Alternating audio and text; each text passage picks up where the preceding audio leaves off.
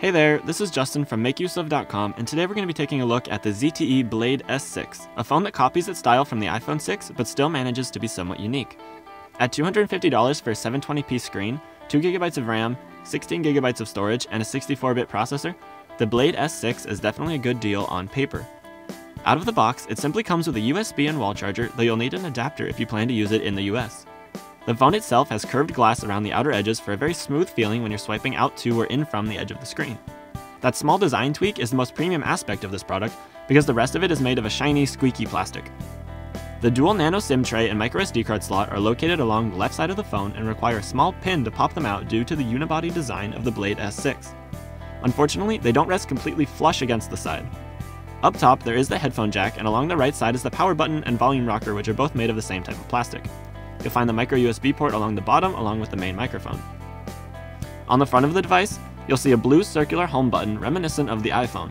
The Blade S6 also has an options and a back next to the home button. They're just invisible until you press one of them, at which point they glow blue. Additionally, these keys serve as an LED whenever you have notifications or are charging your phone.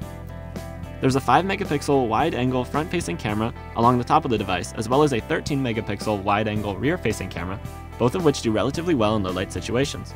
I was more than content with the quality of photos from both the rear and front-facing cameras. Down at the bottom of the back of the device, there's a tiny speaker with a small bump next to it that elevates it just slightly off of whatever flat surface you rested on. The speaker is quiet even for a smartphone and just sounds tinny and hollow. In terms of physical size, the Blade S6 has a good screen-to-body ratio and is very light at 134 grams in comparison to the 4.7-inch iPhone 6 that it clearly emulates.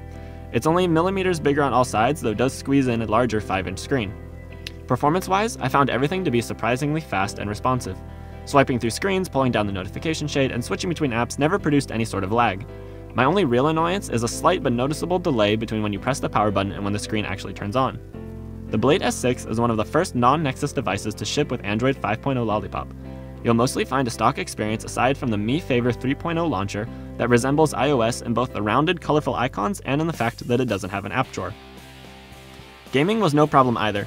From casual games to more graphic-intensive games, the Blade S6 managed to power through all of them, though of course that drained the already mediocre battery even quicker. Battery life on this phone was average to slightly under average. With medium to light usage, I would barely make it through a day, and heavy usage would kill it before the end of the day. With only a 2,400 mAh battery, no one should be expecting multi-day battery life, but it still felt like it drained especially quickly even when not in use. The biggest caveat here, however, is not the weak speaker or battery life, but the data connectivity. The Blade S6 can only connect to 3G and 4G networks in specific countries and on specific carriers. It isn't able to access 3G or 4G at all in the United States, so we definitely cannot recommend it to any Americans. Overall, the ZTE Blade S6 manages to provide a nice experience in an inexpensive package. Using the phone is a joy, and if you can live with a few downsides, you'll get a powerful phone for a low price. Just make sure that it is compatible with your carrier's network, because no one wants to be stuck on 2G data. Be sure to head on over to MakeUseOf.com for the full review and for your chance to win the ZTE Blade S6.